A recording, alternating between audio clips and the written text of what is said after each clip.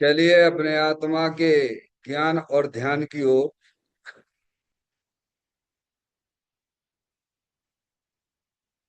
अपने चंचल मन को एवं चंचल उपयोग को स्थिर करने के लिए चिन्वाणी माता के माध्यम से अपनी वर्तमान ज्ञान की पर्याय में सम्यक भेद ज्ञान उत्पन्न करते हुए शरीर शरीर से संबंधित जितने भी चेतन अचेतन पदार्थ हैं उनका मुझ भगवान आत्मा के साथ में किसी भी प्रकार का कोई संबंध नहीं है।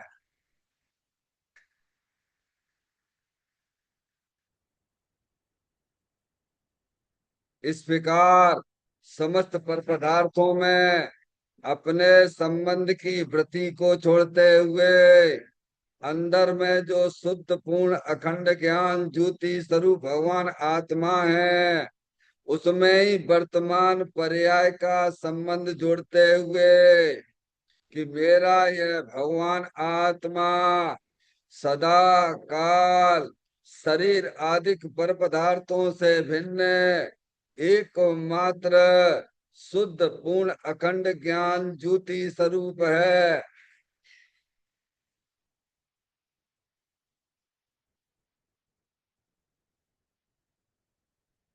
ऐसा अपने आप को जानो और ऐसा ही अनुभव करो कि वर्तमान में ही मेरा यह भगवान आत्मा शरीर आदि पर पदार्थों से भिन्न एकमात्र शुद्ध पूर्ण अखंड ज्ञान ज्योति स्वरूप ही है।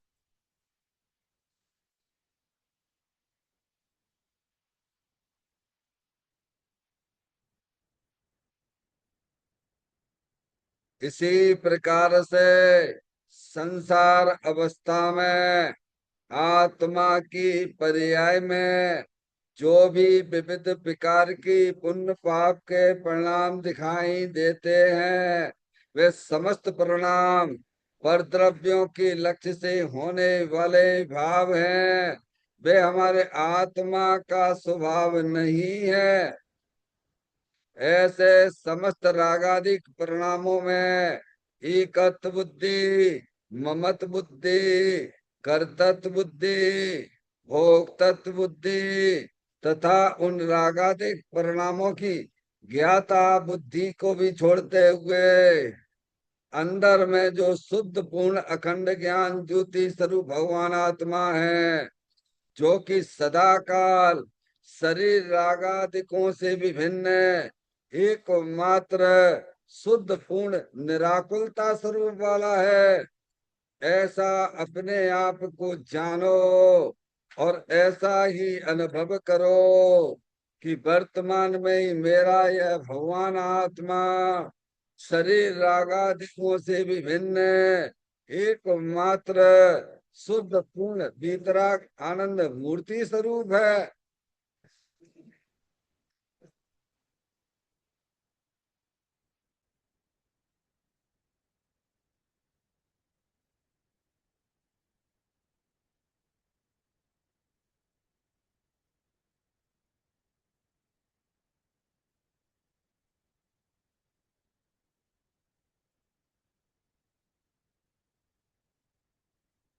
इसी प्रकार से संसार अवस्था में आत्मा की पर्याय में जो परद्रव्यों की लक्ष्य से होने वाला ज्ञान है वह परलक्षी ज्ञान भी हमारे आत्मा का स्वभाव नहीं है। वह तो इंद्रिय जनित ज्ञान है। इस प्रकार शरीर रागादि और परलक्षी ज्ञान के पर्यायों से विभिन्न मैं तो एकमात्र शुद्ध पूर्ण अखंड ज्ञान ज्योति स्वरूप भगवान आत्मा हूँ। ऐसा अपने आप को जानो और ऐसा ही अनुभव करो कि वर्तमान में ही मेरा यह भगवान आत्मा शरीर रागादि और खंड खंड ज्ञान की पर्यायों से विभिन्न एकमात्र शुद्ध पूर्ण अखंड ज्ञान ज्योति स्वरूप ही है।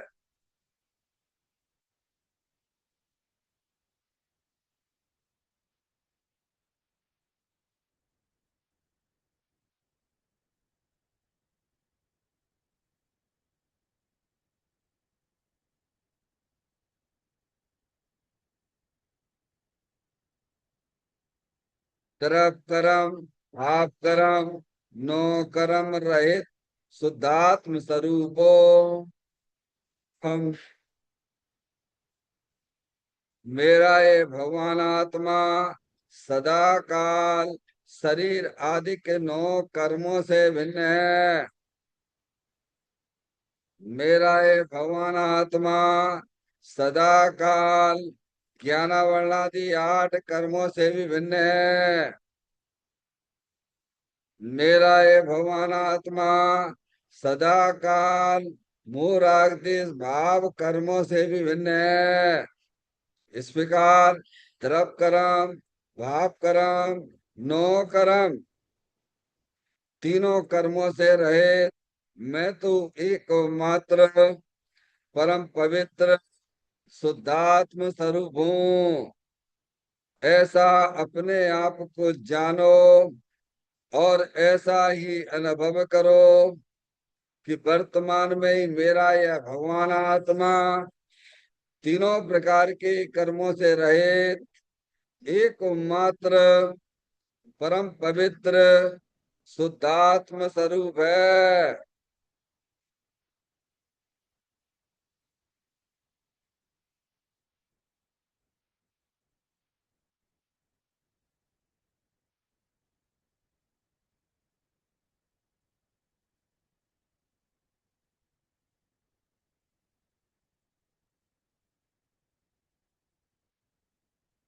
ओम नमः सिद्धेभ्यां।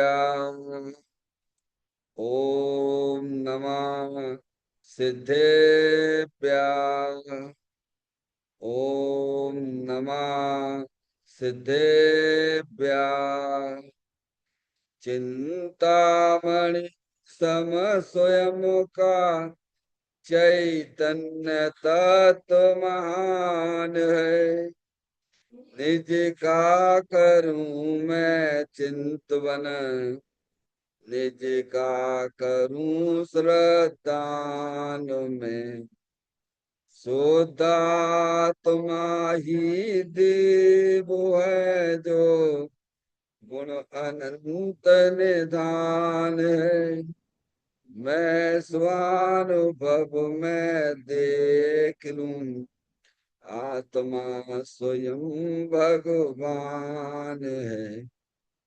मैं स्वानुभव में देख लूं आत्मा स्वयं भगवान है। निम्मन जान परिठिया कम कलंक डेवी अपाल दौजेन परू ते पर मपड़ बेबी।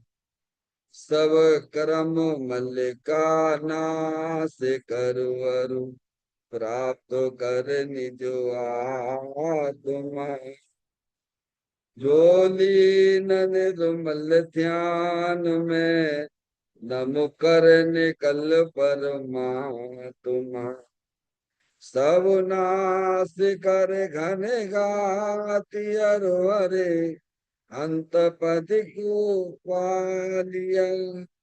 कर इन जिन देव को यह काव्य पथ अपना लिया।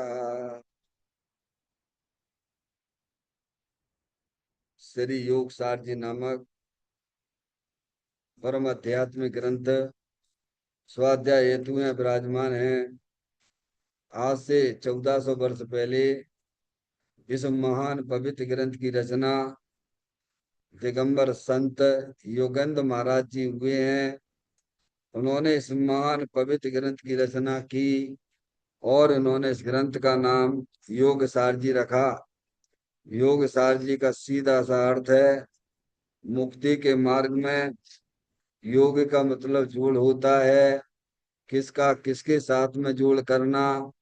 तो अर्यंत परमात्मा कहते हैं कि अपनी वर्तमान शुद्ध ज्ञान की पर्याय का अंदर में जो अपना त्रिकालिक ध्रुव भगवान आत्मा, जो कि सदा का द्रव्य कर्म, भाव कर्म, नो कर्म से रहित एकमात्र शुद्ध पूर्ण अखंड ज्ञान ज्योति स्वरूप है। ऐसे गायक प्रभु परमात्मा में अपनी वर्तमान शुद्ध ज्ञान की पर्याय का संबंध जोड़ने का नाम योग है, जिसे शास्त्रीय भाषा में सम्यक दर्शन, सम्यक ज्ञान भी कहते हैं। और चैतन्य भगवान आत्मा में ही अपनी वर्तमान पर्याय को मग्न कराना, लीन करना, उसमें स्थिर करना, उसे सार कहते हैं, यानी सम्यक चारित्र कहते हैं। तो योग सार क्या हो गया? सम्यक दर्शन, सम्यक ज्ञान, सम्यक चारित्र वाली निर्मल पर्याय, पवित्र पर्याय, जो अपने आत्मा के आश्रय से प्रकट होती है, इसे यहाँ योग सार कहते हैं। और इसे ही अरिहंत परमात्मा मोक्ष मार्ग कहते हैं, और इसी का नाम धर्म है। देखिएगा गाथा 91 पर अपनी चर्चा चल रही है। इस गाथा का जो मूल विषय है, आत्मा में स्थिरता, संवर और निर्जरा का कारण है। मुक्ति का मार्ग बता रहे हैं। ये आत्मा किस प्रकार से तरप कर्म, भाव कर्म, नो कर्म से मुक्त हो जाए, है ना? सिद्ध भगवान, जैसे अनंत सिद्ध भगवान सिद्धालय पे बैठे हुए हैं, उसका कारण बताते हैं कैसे कर्मों से मुक्त हुआ जाता है। अनादिकाल से अपने आत्मा के साथ में कर्म शरीर का संयोग है, नौ कर्म। अनादिकाल से कोई ना कोई शरीर तो रहा ही है ना आत्मा के साथ में, आठ कर्म भी रहे। हम्म। और ये मूल आदेश के परिणाम भी रही है, और चेतन आत्म वस्तु भी है। क्या है शरीर में कुछ? ये लगता है इसके अंदर कुछ है कि नहीं है? इसका ज्ञान होना चाहिए कि नहीं होना चाहिए? क्यों भाई? अब इसके ज्ञान के बिना ये आत्मा जो ऐसी ऐसी 4 गति 84 लाख योनियों पर परिभ्रमण कर रहा है, समझ में आया? और इन 4 गति 84 लाख योनियों के परिभ्रमण से अगर निजात छुट्टी प्राप्त करनी है, तो कहती है कि कैसे मिलेगी प्रभु? तो योगेंद्र महाराज बताते सीधा सा रास्ता है मुक्ति का, कि आत्मा में स्थिरता संवर निजरा का कारण है, और वही वास्तव में मुक्ति का कारण है। आगे बात समझ में? यह आत्मा है कि नहीं है? अरे बोलो, शरीर है कि नहीं है? इस शरीर को जानने वाला है कि नहीं है? आपको हमको इस प्रकार का शरीर मिला है, तो कर्म की सत्ता भी है कि नहीं है? अपने आत्मा के साथ में हाँ या ना बोलो, कुछ तो बोलना पड़ेगा है। और ये राग देश के परिणाम, वो राग देश के परिणाम दुखी होते रहते निरंतर, वो आश्रम तत्व भी है कि नहीं है? और इन तीनों को जानने वाला भी है कि नहीं है? उसे भगवान आत्मा कहते हैं। क्या है? उसे अरिहंत परमात्मा आत्मा कहते हैं। अब इन चारों चीजों में आप अपनी चीज छांट लीजिए आप। वैसे तो आपने बहुत लंबी चौड़ी किस्तें पुस्तकें पढ़ रखी हैं लौकिक पढ़ाई की, हो गया इंजीनियर बन गए, डॉक्टर बन गए, सीए बन गए। हम्म, और शास्त्र का ज्ञान भी कर लिया। पर ये बात क्यों नहीं समझ में आ रही है कि ये जो शरीर है, 8 कर्म की रचना भी है, और ये दुख वाली पर्याय भी है, और अंदर इन तीनों को जानने वाली चेतन आत्म वस्तु है। अब इसमें से आपकी चीज कौन सी है भाई साहब? समझ में आया कि नहीं? इतना ज्ञान पक्का है कि नहीं है? सच्चा और पक्का। क्या है? पक्का होना चाहिए। केवल जिनवाणी से सुन के है, हाँ हाँ हाँ हाँ, ऐसा नहीं चलेगा। आपके ज्ञान में बिल्कुल ये बात पक्की निर्णित होना चाहिए। जैसे घर का मकान जो है ना आपका, कहते को नहीं कहते ये घर मेरा है, ये घर मेरा है, ये घर मेरा है। समझ में आया भैया? ऐसे यहाँ भी तुम्हें ज्ञान बिल्कुल पक्का हो चाहिए, तभी आपको कैसे में मुक्ति मिलेगी। जिनवाणी तो जो है वो तो बताएगी ही बताएगी है। पर तुम्हें अपने ज्ञान में निर्णित होता है कि नहीं होता है? शरीर, कर्म और अंदर आकुलता वाले परिणाम, पराश्रित भाव है, और जानने देखने वाली चैतन्य आत्म वस्तु अरूपी। हम्म, मैं एक शुद्ध सदा रूपी ज्ञान द्रव्य यथार्थ से, कुछ अन्न वो मेरा नहीं, परमाणु मात्र नहीं। अरे ये बात किसने कही है? आचार्य कुनकुन देव ने समय सारजी के 38वें नंबर की गाथा में अपना परिचय दिया है। समझ में आ गया भैया? तो कहते अब आत्मा, अब आएगी बात समझ में आपको। जानने देखने वाली चेतन अरूपी आत्म वस्तु है, तो आत्मा में स्थिरता क्या करना है? अब दो चीजें हैं, ध्यान दीजिए। वो तो सब चलता रहेगा नाटक वाटक, तो अनंत काल से तुमने खूब जाके वो कर रहे, प्रधानमंत्री बन गए हैं, चौकीदार बन गए, अध्यक्ष बन गए हैं, ये बिर के काम है, अपने कोई काम नहीं है। अपना तो उपयोग स्वाध्याय में लगाइए। ये समय निकल जाएगा तो पता नहीं पड़ेगा, कीड़े मकोड़े बन जाओगे जाए। समझ में आए? व्यवस्थापक है ना यहाँ के सब। आगे बात समझ भाई साहब आपको? हम्म क्या कह रहे हैं? इस गाथा का विषय क्या है? आत्मा में स्थिरता। पारसमणि समझ में आया? अब आत्मा अंदर जो चेतन वस्तु आपने निर्णय कर ली, अब उसमें करना है आपको स्थिरता। क्या करनी है? और जब तक आत्मा में स्थिरता नहीं होगी, तब तक चाहे कितनी भगवान की पूजा कर लो आप, चाहे कितनी भगवान की जो कछु करने हैं धर्म के नाम पे, आपको सब करो, लेकिन तुमने अगर ये काम नहीं किया कि अपने उपयोग को अपने चेतन भगवान आत्मा में स्थिर नहीं किया, तो तुम्हारे लिए मुक्ति के द्वार बंद पड़े हुए हैं। मुक्ति के द्वार खुल जाने का नाम ही संवर है। क्या है भैया? समझ में आती बात धर्म की? और मुक्ति के द्वार जब खुलेंगे, जब आपका उपयोग अंदर चेतन भगवान आत्मा की तरफ जाएगा, उसमें स्थिरता करेगा, तो मुक्ति के द्वार खुलेंगे, तो संवर भी होगा। और फिर जो है अपने आत्मा की लीनता होती जाएगी, तो निर्जरा भी कर्मों की होती जाएगी। और आपके लिए जो है मुक्ति भगवान सिद्ध परमात्मा बन के जो है, ये बात लिखी हुई है। अब आपको कहीं से कुछ लाना कुछ भी नहीं है। आपको बस अपने ज्ञान में निर्णय करके चलना है। इतना काम तो आप दुनिया भर के बिना निर्णय के तो कुछ करते नहीं हो। बच्चे बच्चियों की शादी करते तो बिना निर्णय के करते हो क्या?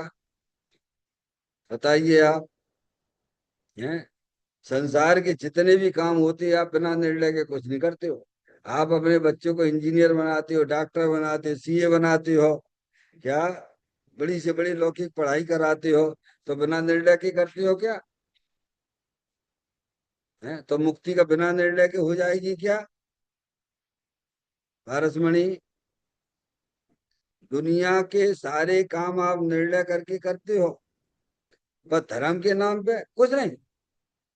जय हो भगवान, जय हो, जय हो प्रभु, जय हो। है इतनी बात का निर्णय नहीं करके बैठते हो भाई धर्म के नाम पे, कि भाई शरीर जुदी चीज है, जड़ है। अंदर जो 8 कर्मों की रचना है वो भी है, वो भी जड़ रूप है।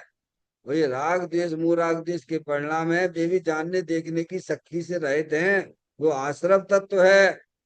और इन तीनों को जानने वाली चेतन अरूपी आत्म वस्तु है। ऐसा आप ज्ञान में निर्णय करोगे, क्या अब निर्णय हो जाएगा, फिर आपका उपयोग फिर वही काम करने लगेगा। क्या?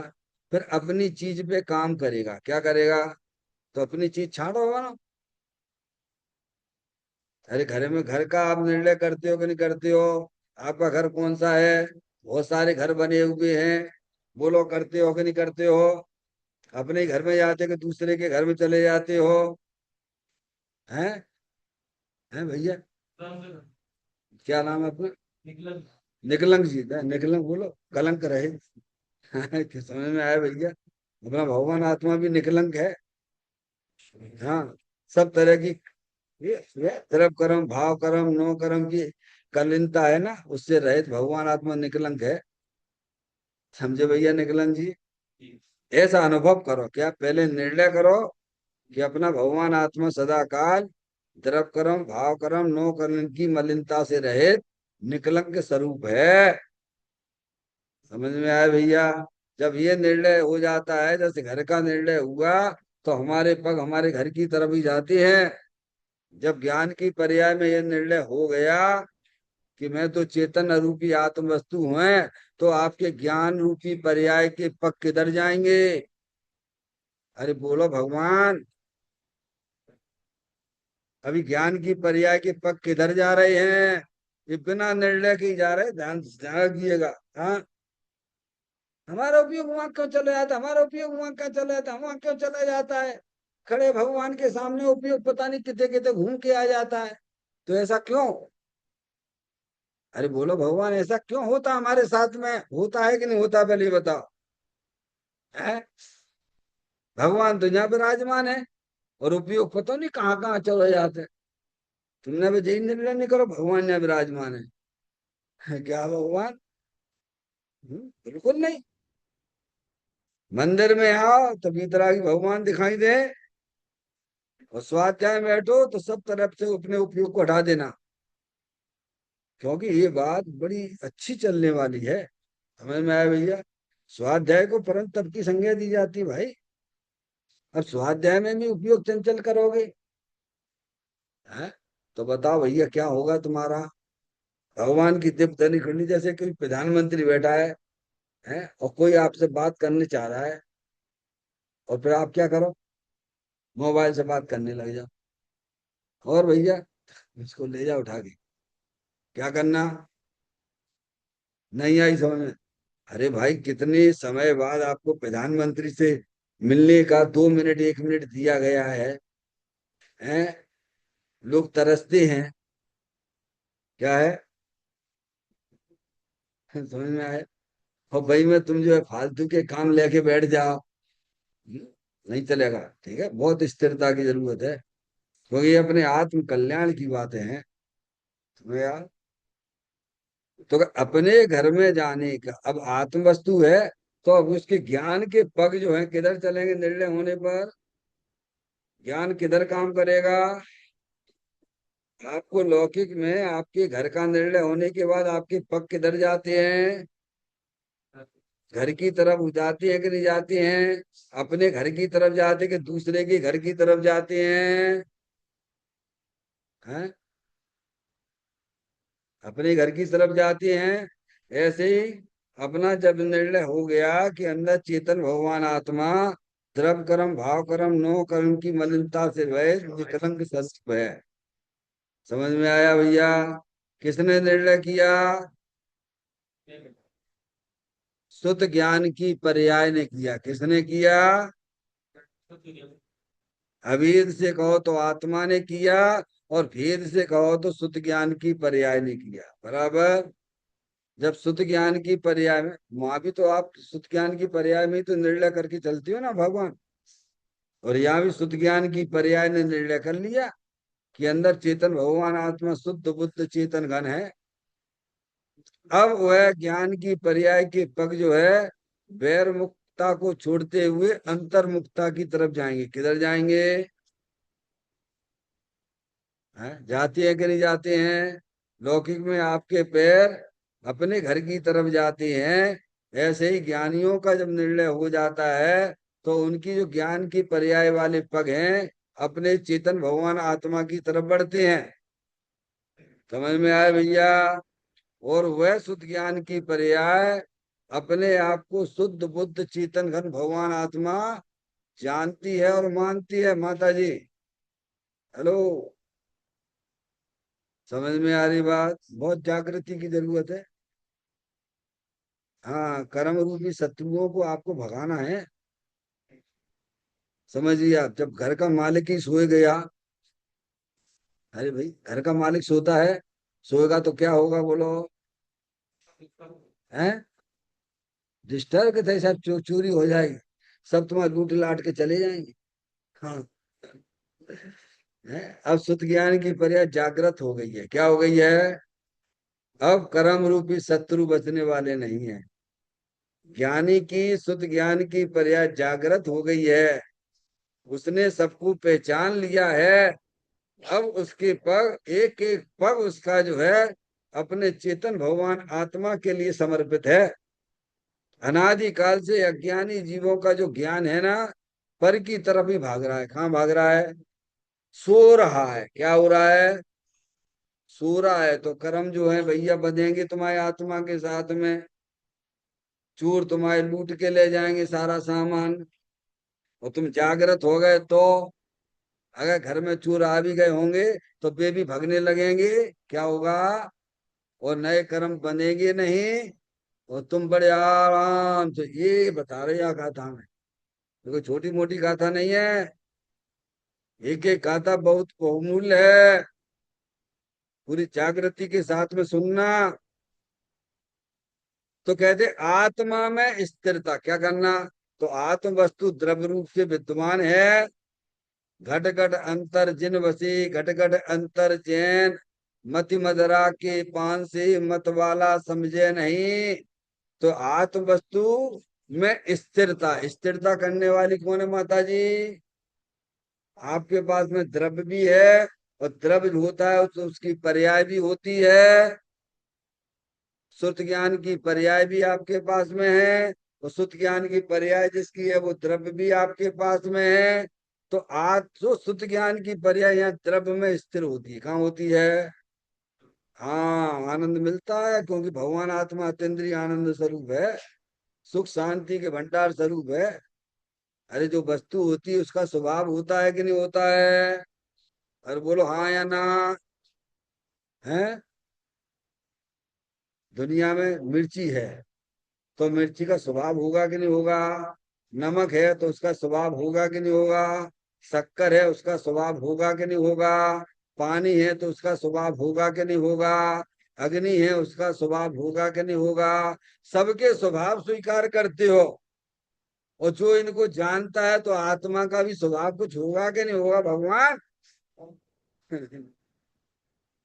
तो ज्ञानी कहते हैं कि आत्मा, भगवान आत्मा सुख शांति के भंडार स्वरूप है।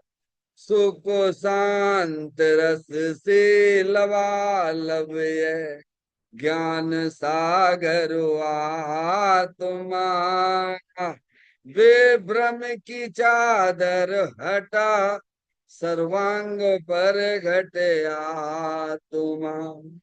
हे बाबू जन इस लोक के सब एक साथ नहाइए, इसे ही अपनाइए, इसमें ही मग्न हो जाइए। देखो कितना आचार्य अमृतचंद देव समय सार के 32वें नंबर की कलश में बात लिखते हैं। इसे अपनाइए, इसे अपना जानिए, अपनी चेतन भगवान आत्मा सुख ज्ञान आदि अनंत गुणों से भरपूर है। समय ऐसा तुम अपने आप को जानो, अनुभव करो, और उसमें ही अपनी पर्याय को लीन कर दो। क्या कर दो? तो ये बात यहाँ कह रही, आत्मा में स्थिर। अगर ये काम आपने कर लिया तो समझ लो आपने बहुत बड़ा काम कर लिया। मनुष्य पर्याय में आके आपने इतना बढ़िया काम कर लिया जो महावीर भगवान ने सिंह की पर्याय में किया था। क्या कहा? सिंह की पर्याय वाला कर सकता है, ये मनुष्य नहीं कर सकता, ऐसा है क्या? अरे सम्यक दर्शन, सम्यक ज्ञान जो है, सिंह की पर्याय त्रिविंश गति के जीव कर सकते हैं। नरक नार की जीव कर सकता है, देव गति का जीव कर सकता है, पर मनुष्य नहीं कर सकता।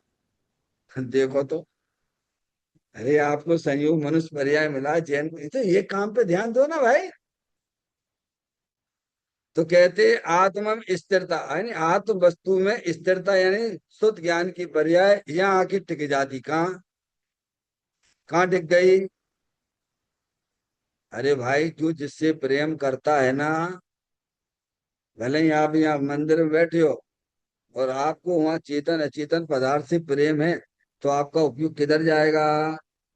किधर टिकेगा? अरे बोलो हाँ या ना, जाता है कि नहीं जाता है? क्यों जाता है? कभी तुमने अपनी आत्मा से पूछा क्या? हम रहते तो मंदिर में हैं, पर हमारा उपयोग वहां क्यों चला जाता है?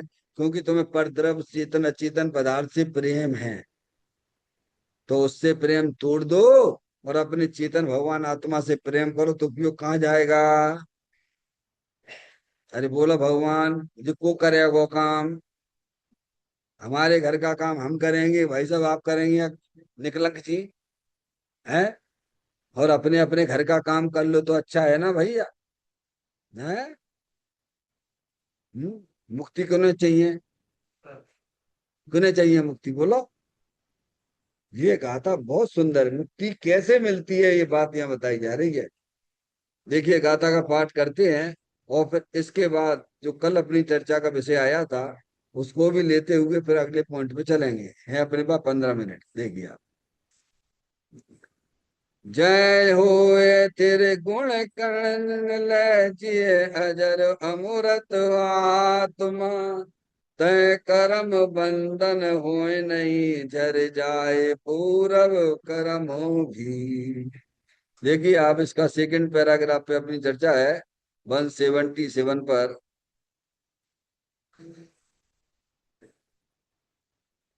मैं पढ़ लेता हूँ, 2.5 लाइन है आज की चर्चा का विषय का। अनादि से जीव पुण्य पाप के राग और विकल्पों में स्थिर होने से उसे कर्मों का बंधन है,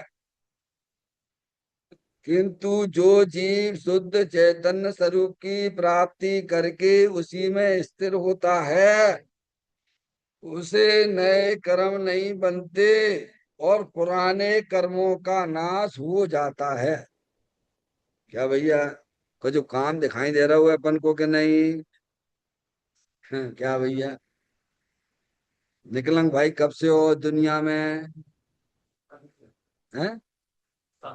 40 साल से हो इस दुनिया में? अच्छा। दुनिया समझ गए? इससे पहले कहाँ थे? 40 साल पहले थे कि नहीं थे?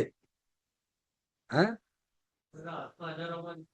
आत्मा अपन नहीं थे ना? हाँ। अपन नहीं थे ना?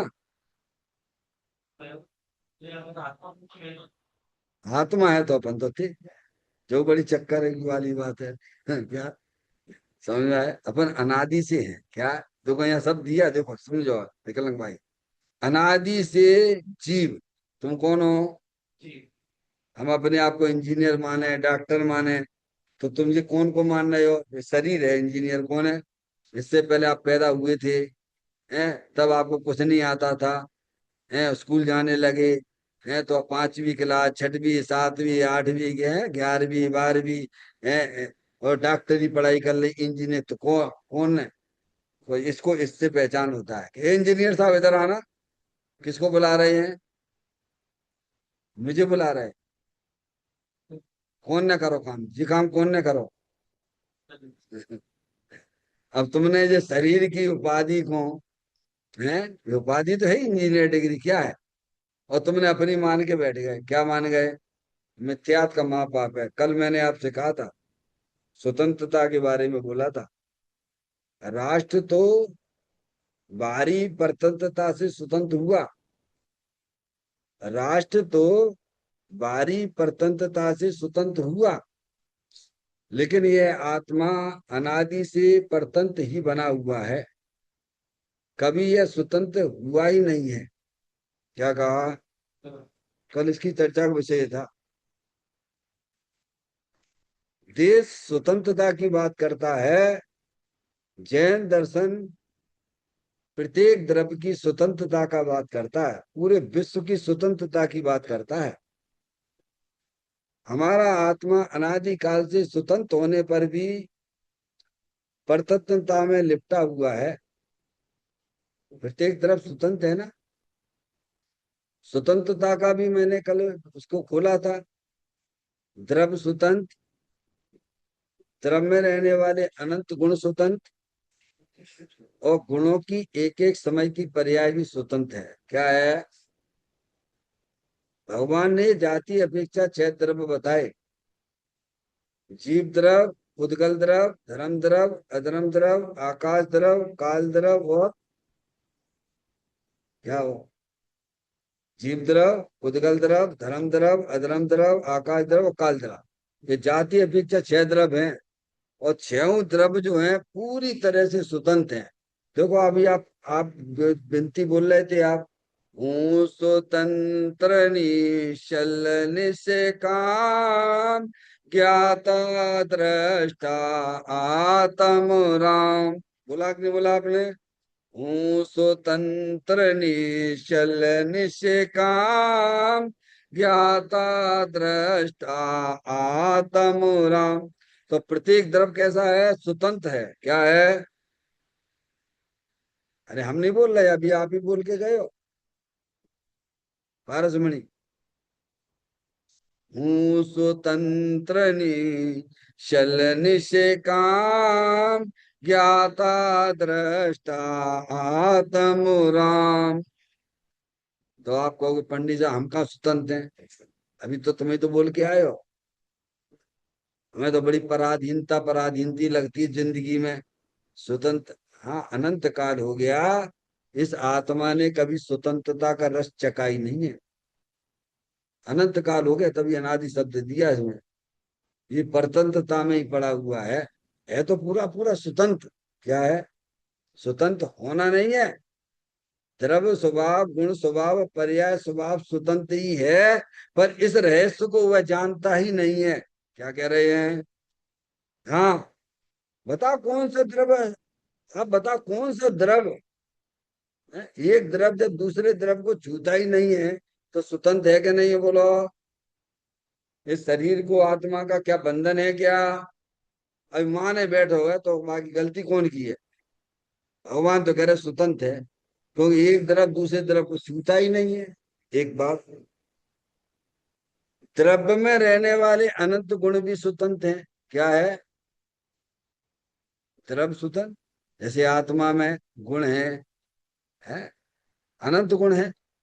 आप 5 6 सामान्य गुण देख लीजिए, 6 सामान्य गुण, अस्तित्व वस्तुत्व आदि, ठीक है कि नहीं? और विशेष गुणों में देख लीजिए, ज्ञान, दर्शन, सुख, वीर आदि। समझ में आया? हम्म? अब ये गुण भी स्वतंत्र हैं। यानी जैसे आंख, आंख, नाक, कान, ये है अपना शरीर है ना, ये अपना काम करता है, नाक अपनी काम करती है, आंख अपना काम करती है, कान अपना काम करता है। तो ये स्वतंत्र है कि नहीं है? बोलो। आंख फूट जाने पर नाक से सुगंध बंद हो जाती क्या? अरे बोलो भगवान। है, खुशबू आना बंद होगी तो आंख स्वतंत्र है ना, कान स्वतंत्र है ना। ऐसे ही द्रव्य में रहने वाले दर्शन, ज्ञान, चारित्र्य सब स्वतंत्र हैं।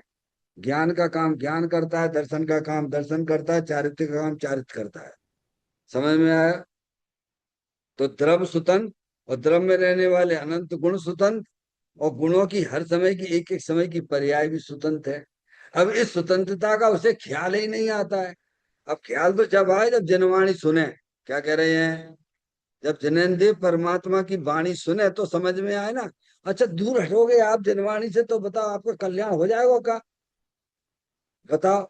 आपको महान पुण्य की वजह से माँ जनवाणी माता मिली है, नहीं तो को दुनिया में क्या सब पागल हो रहे हैं? सब पागल हो रहे हैं, देख लो आप। सब जितने जीव दुखी है ना, अपनी स्वतंत्रता का उन्हें ख्याल नहीं है। समझ में आया?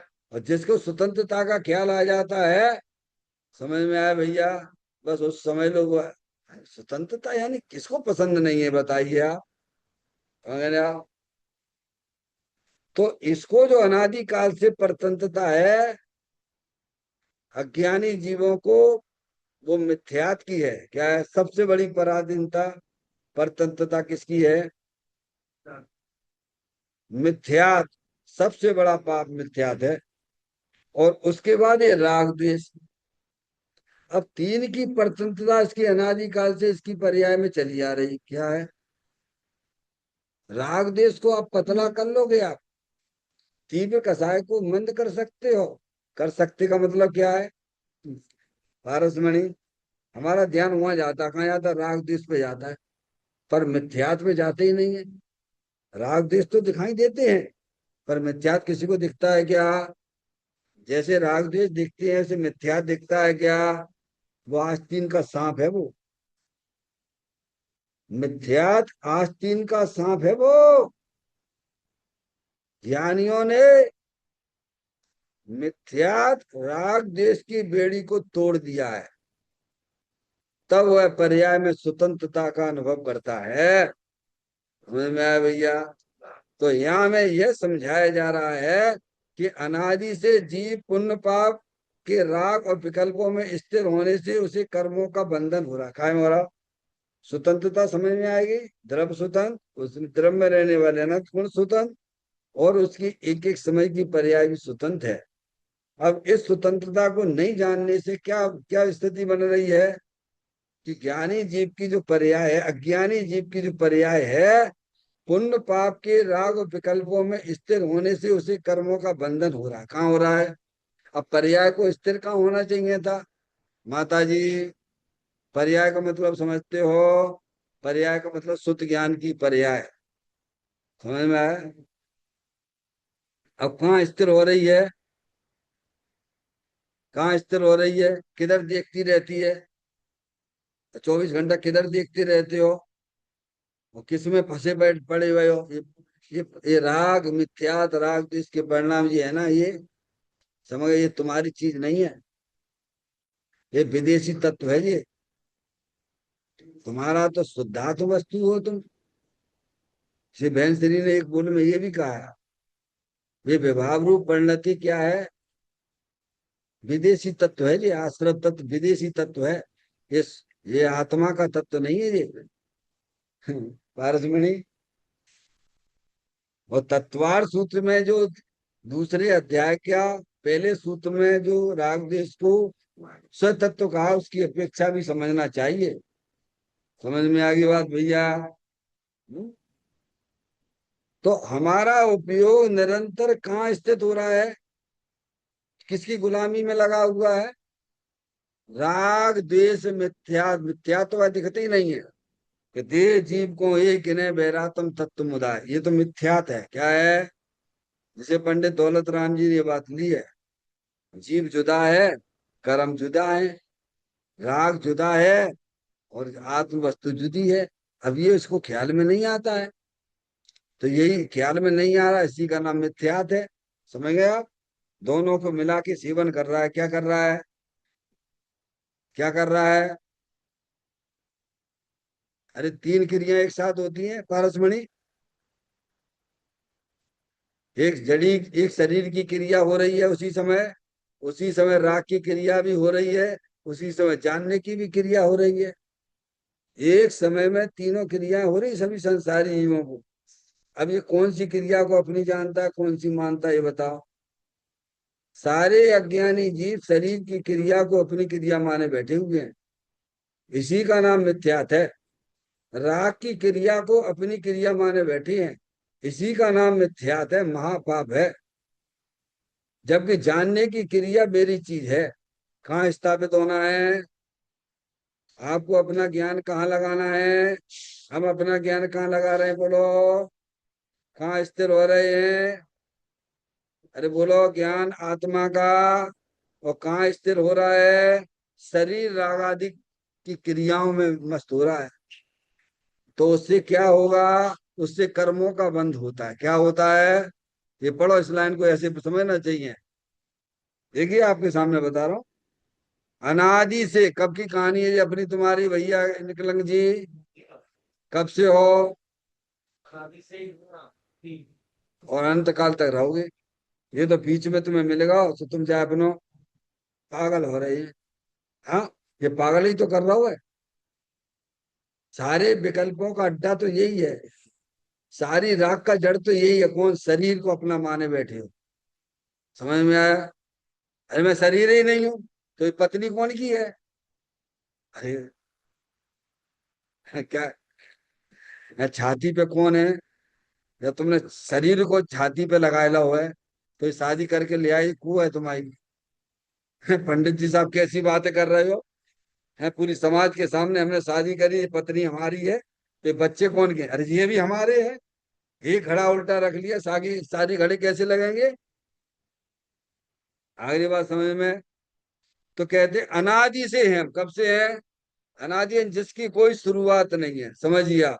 और आगे अनंत काल तक आप रहने वाले हो। ज्ञानी तो यहाँ तक हमको समझाते हैं भाई साहब कि आपका जो अनादि का निकल गया ना अनंत काल, वो एक बूंद के बराबर है। समुद्र की एक बूंद के बराबर तो तुम्हारा अनंत काल अनादि में निकला है। और पूरा भविष्य पूरा समंदर पड़ा हुआ है। अब सोच लो आपकी कितनी बड़ी जिम्मेदारी है भविष्य के लिए। माधुरी, पूरा समुंदर है भविष्य की तरफ। वहां देखोगे पूरा भविष्य समुंदर दिखाई देगा। ये जो अनादि का एक एक बूंद के बराबर निकला है, मैं चिंता मत करना। अभी भी संभलने का टाइम है। कहते हैं अनादि से जीव पुण्य पाप के राग और विकल्पों में स्थिर होने से उसे कर्मों का बंधन है। काय का बंधन है? काय में स्थिर हो रहा उपयोग? कहाँ लगा रहा? कोई पाप के कार्यों में लगा हुआ है। हिंसा के, झूठ के, चोरी के, कुशील के, परिग्रह के परिणाम को अच्छा माने बैठा है। क्या? वो पाप भाव है। वो कोई भगवान की पूजा के, भक्ति के, दया दान आदि के परिणाम में रुचि रखे हुए है। तो दोनों का उपयोग कहाँ कहाँ स्थिर हो रहा है? किसी ने पाप के कार्य को अच्छा मान लिया, किसी ने पुण्य के कार्य को अच्छा मान लिया, तो उपयोग कहाँ स्थिर होगा? जब उपयोग जो है पुण्य पाप में स्थिर हो रहा है, उसी को अच्छा मान के परिवर्तन कर रहा है, तो कर्मों का बंधन होगा कि नहीं होगा? बोलो भैया आप लोग। हैं? तो यही तो लिखा है इसमें। अनादि काल से अज्ञानी जीवों का उपयोग पुण्य पाप को अच्छा समझे बैठे हुए हैं, वहां उनका उपयोग स्थिर हो रहा है। तो नए कर्मों का बंधन चालू है। क्या कह रहे हैं? कर्मों का बंधन तो सभी को हो रहा है संसारी जीवों में। हर समय सात कर्म का बंधन तो हर जीव को हो रहा है। पर तुम्हें इस कर्म के बंधन से बचना है तो ज्ञानी है तुम्हें एक कला बताने वाले हैं। बचना है कि नहीं बचना, पहले ये बताओ। हैं? क्या भैया नहीं आई समझ में? इस कर्म के बंधन से बचना है कि नहीं बचना है? जिन्हें पुण्य पाप नहीं कीना, आत्म अनुभव चित धीना, तिन्हि विधि आवत रोके, संबर सुख अवलोके। अपने आत्मा की रुचि करोगे तो पुण्य पाप के परिणाम में जो रुचि थी, वो रुचि हट जाती है, राग रह जाता है। क्या कहा दोबारा से? राग का राग वह राग की रुचि है, चाहे वह पुण्य हो चाहे पाप रूप हो। पहले रुचि जाती है, तो रुचि कब जाती है? तुम्हें अपने आत्मा के प्रति समर्पण का भाव होता है, वो आत्मा की रुचि कहलाती है। तो अभी रुचि गई है ज्ञानी की चौथे गुण स्थान में, तो उतने कर्म का बंधन से बच गया। क्या हो गया? और जितना राग रह गया उतना बंधन है। अब हम कहाँ दिक्कत आ रही भाई? चलिए आगे। किंतु जो जीव शुद्ध चैतन्य स्वरूप की प्राप्ति करके उसी में स्थिर होता है, उसे नए कर्म नहीं बनते हैं और पुराने कर्मों का नाश हो जाता है। लो, देखो आपको कुछ नहीं करना है। धर्म करने के लिए कुछ करना नहीं है। आप अपनी रुचि जो है ना, पर द्रव्यों के प्रति जो आपकी रुचि चल रही है, आप समझो पर द्रव्य तुम्हारा कौन लगता है? जब राग भी अपना नहीं लगता है, तो पर द्रव्य अपना कैसे हो सकता है? अरे मेरा तो चेतन भगवान आत्मा ही मेरा है। ये हमारे अरिहंत परमात्मा ने कहा है। ये हमारे संत गुरुदेव ने कहा है। योगेंद्र महाराज कह रहे हैं। माँ जनवाणी माता पुकार पुकार कर कहती है कि तुम्हारी तो चैतन्य अरूपी आत्म वस्तु ही तुम्हारी है। ऐसा जब ज्ञान हुआ तो उसे अपनी आत्म वस्तु में अपनापन आया, रुचि आ गई। क्या है? सम्यक दर्शन किसे कहा है बोलो?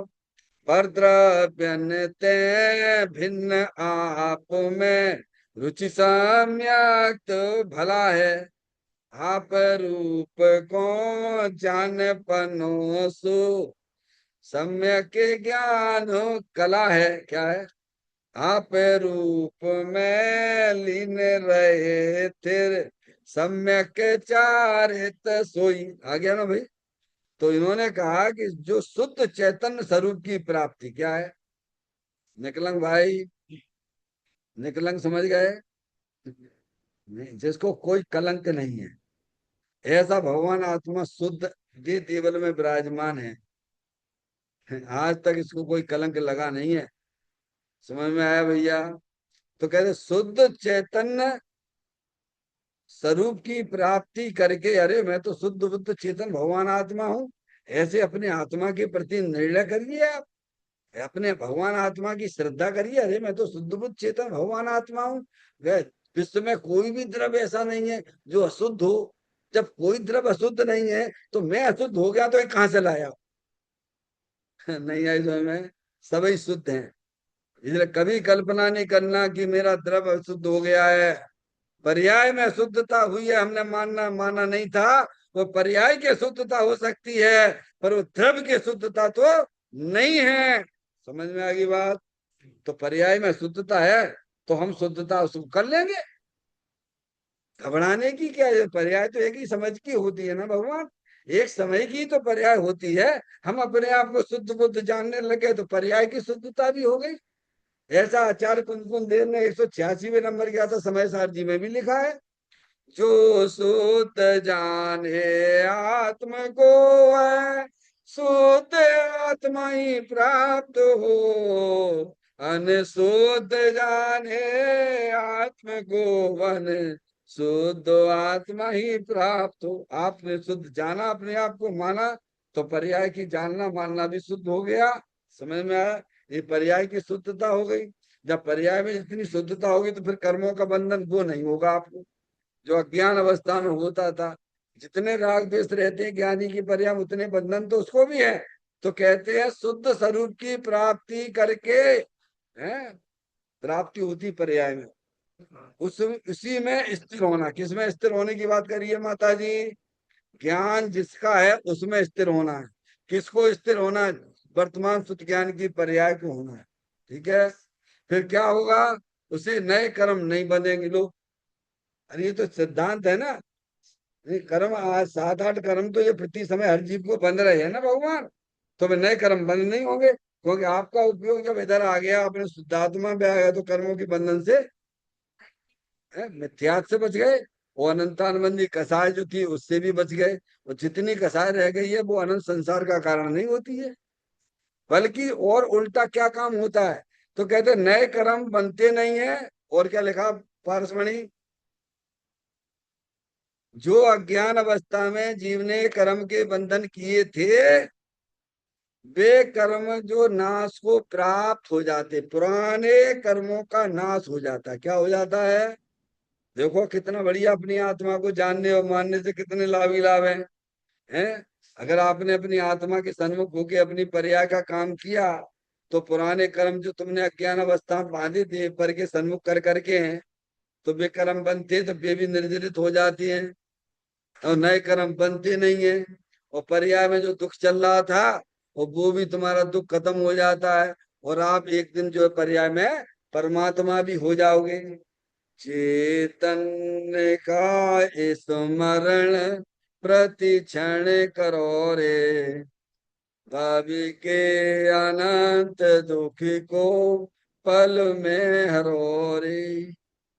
अक्षय अनंत निज शोक निदान पाओ, गाओ हरि नित इसी के गीत गाओ, गाओ हरि नित इसी के गीत गाओ।